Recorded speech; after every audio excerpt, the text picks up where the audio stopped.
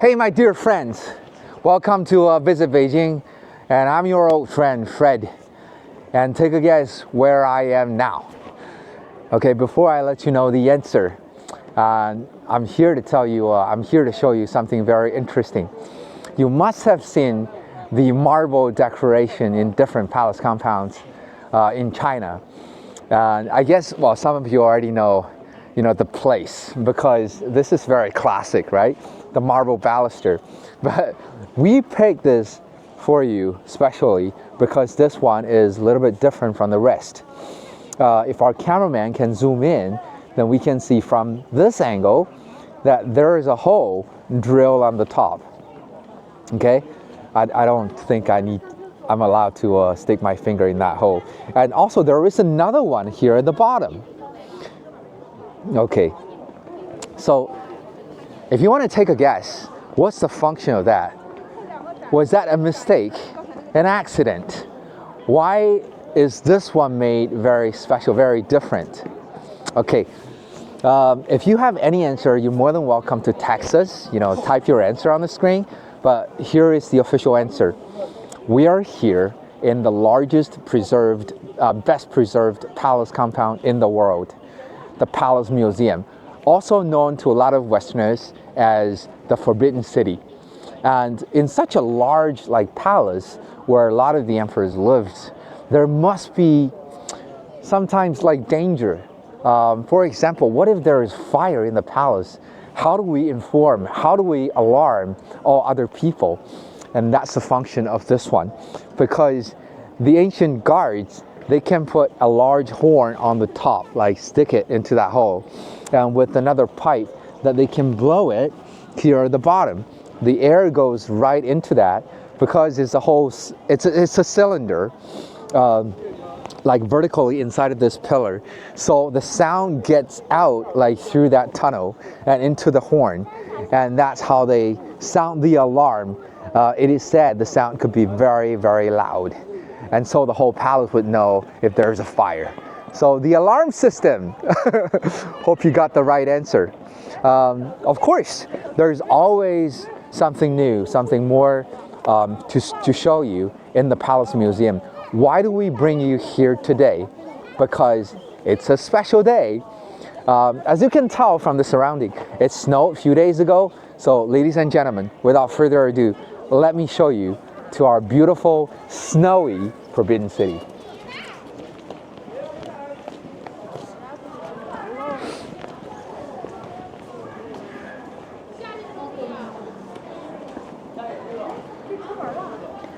Wow. As you can tell, the snow does not stop people from coming in, or just the opposite.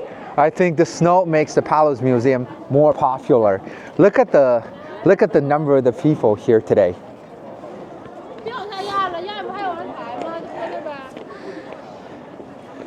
So for those of you that are here for the first time, I'm very proud to show you our purple Forbidden City. Don't get me wrong, if our cameraman can spin the camera so you can see what's in front of me. And this is not the whole stretch. This palace compound is enormous. We're talking about 961 meters long from north to south, 753 meters wide from east to west. It's a palace that covers altogether 72 hectares. The housing space is up to 15 hectares. And according to our Chinese legend, we believe that there used to be 9,999.5 rooms in the Palace Museum. But here, the understanding of the term room is a little different, because if you can see all the buildings behind me, so they're all wooden structured. They have the wooden columns on the front side. So we believe that the space enclosed or surrounded by 4 pillars is considered one room. And we have more than 8,000 room units or room space like that preserved in the palace. Still, that's a very large place. And also there is another saying, I guess, in a way to help you understand how big the palace is or how many rooms there are inside the palace. It is said if a baby is born in the Forbidden City, and if we need to change the bedroom for the baby every single night to a different place, then the baby would not have covered all the rooms till the age of 27. That's how big the palace is. Well, this is the first layer of the courtyard of the Forbidden City, because although the palace is majestic, it's going to take us at least, I think, for 20 minutes just to walk through the central axis. But the palace is very, very carefully and neatly designed. It's separated into several independent courtyards. We are standing in the first layer of the Palace Museum. And this is where the Ming Dynasty emperor constructed morning audience. We're talking about even on a cold day like this, even after snow, when the wind is howling, extremely cold, all the officials above third rank that work in Beijing, they need to report to the Meridian Gate before 5 o'clock in the morning, and they need to show up, line up here according to their different administration, which ministry they belong to, and facing the emperor in the cold wind, and report what they need to report to the emperor, and for about 2 hours. Think about it. Some of the people they think that the court officials, they are way above civilians. They can have better food and better clothing, better housing, even concubines. Their life must be a luxury. We're jealous of those court officials' life, but think about it. What if you need to get up 2 o'clock in the morning almost every day? It depends on who the emperor was. All right, if the emperor showed up in the morning audience, then there's no way that you can be absent. All right, every day, 2 o'clock in the morning. All right, 5 o'clock the meeting started, and you need to stay here for the morning meeting for about 2 hours. Okay, if you can follow my step.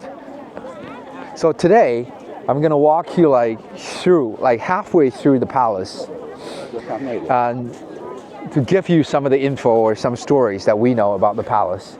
Oh, look at this! We have an emperor. See that guy in yellow?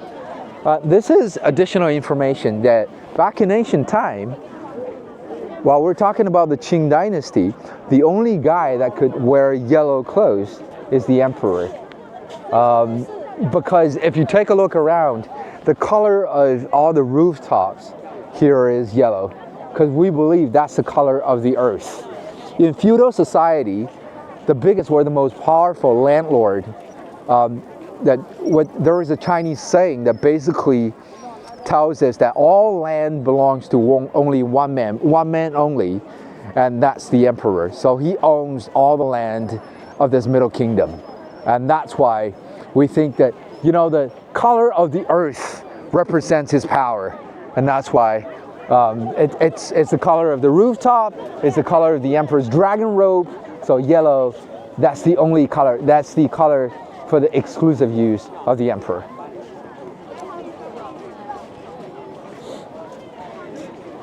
So it's a bit crowded today, but that shows you the popularity of the Palace Museum. So you want to be very careful, and so do I, walking on those marble steps, because I would say, whoa, speak of the devil.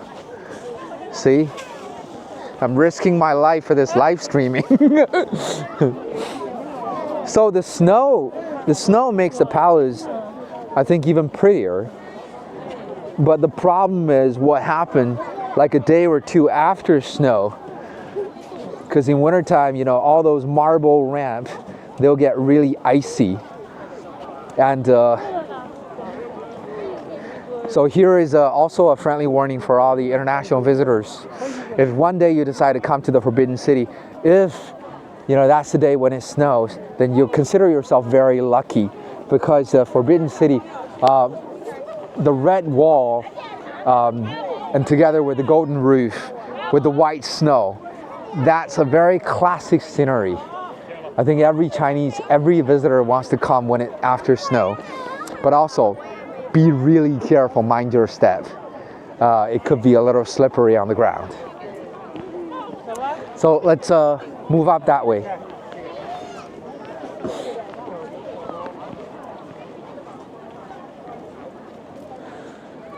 So let me slow down a bit, and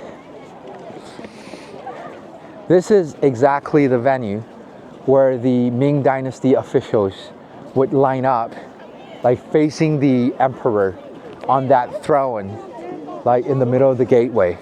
By the way, this is not the major hall. This is not the emperor's like office building. This is called the Hall of Supreme Harmony.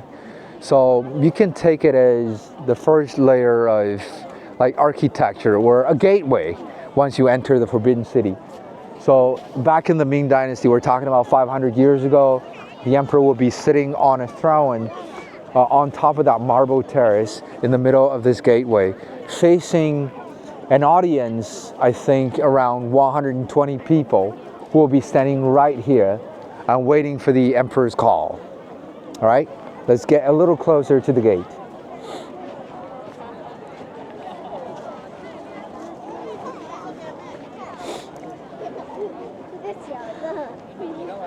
And here's a question that usually people ask me, like, if those state officials, high-ranking officials, need to present themselves at the meeting venue that early in the morning, would they have breakfast before the meeting? To be honest with you, I don't know. I mean, they're all human beings. We need food. But there's one thing for sure. So I think in order to avoid that happening, I think most of the officials would choose to skip that part. But of course, like on cold winter morning, I think before the meeting started, there used to be little shops outside the palace. So before you made your way into the palace, you might want to consider getting yourself a hot noodle soup, or maybe a bowl of wonton, like before the meeting started, but not too much, because you know, what if you, when it's time for you to speak to the emperor, you burped? That's considered inappropriate, right? And also this is a perfect angle, because from where we are, you can see there is a pair of bronze lions. Okay, the lions, they're not indigenous to China. I think they came in pretty much around the same time when Buddhism was introduced to China. And that's why we believe that lions are divine or mythical animals. And that's why we actually changed the image of the lion. See those little decorations where the little curves and round ball-shaped decoration on the lion's head, right? So we think that represents the power too. They've been here since the Forbidden City was completed for the first time. So 1421. So speaking of that, oh, here's a little side information. Sorry, it's a bit windy today. It is very important. So we think, of course, you know, people think that this is from superstition. Once you come to China, when you take pictures of the lions, you're more than welcome to do that. But the Chinese people, there is an explanation, or there's a way of doing things that we think is better not to take picture with the lions, because the lions are doorkeepers. You know, keep the doors safe from what? From evil spirits. So we think that when you finish building your own place, your own house, the same time when you enter the house, and so did evil spirits. So that's the reason why the guardians has to be there. So after 600 years of this long history, and I don't know how many evil spirits are warded off by the doorkeepers, but we think that there is a whole lot of negative spirits behind the statue of the lions. So next time, if you want to take a picture of the lion, you know, make it a Christmas card, you can do that. but try not to take picture with the line in the same picture. All right, that's considered not lucky. And see, what else can we see from here?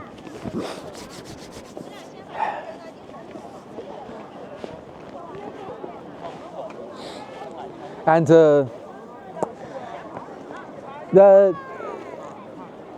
in front of us, like over there, let me show you what I'm talking about. You can see there is a large water pot.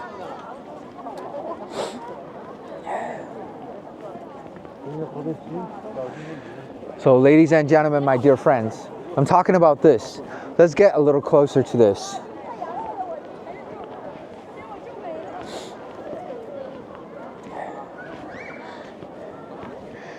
See this? Well, I believe that this one must be from the Ming Dynasty.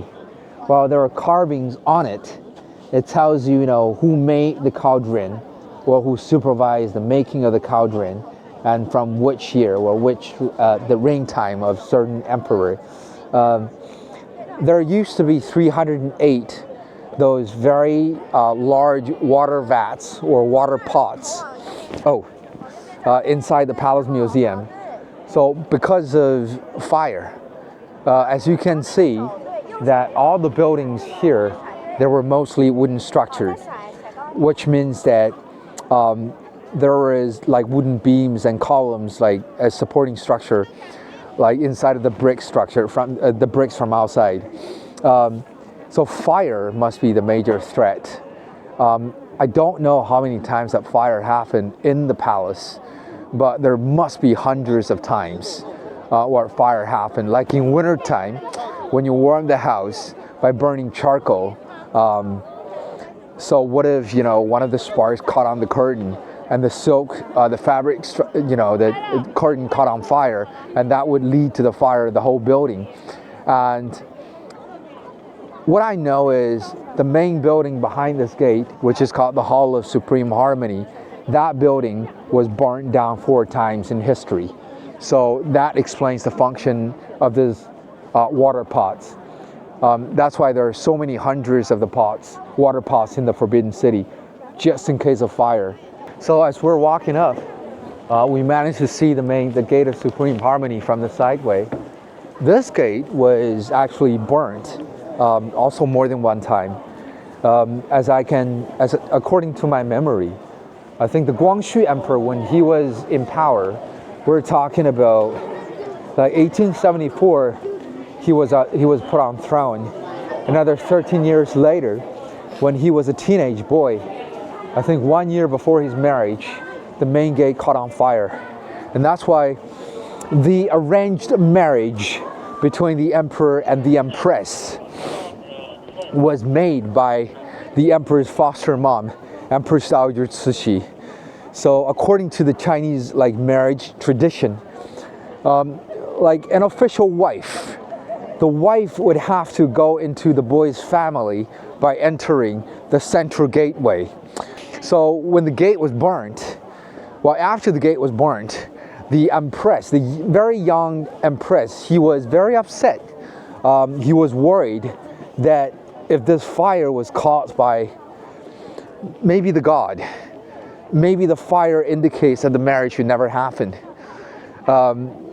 They should never get together.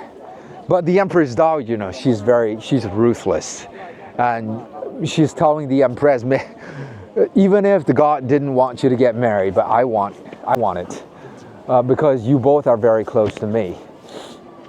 So they actually made a fake gate, just in order to make sure that the marriage would proceed smoothly.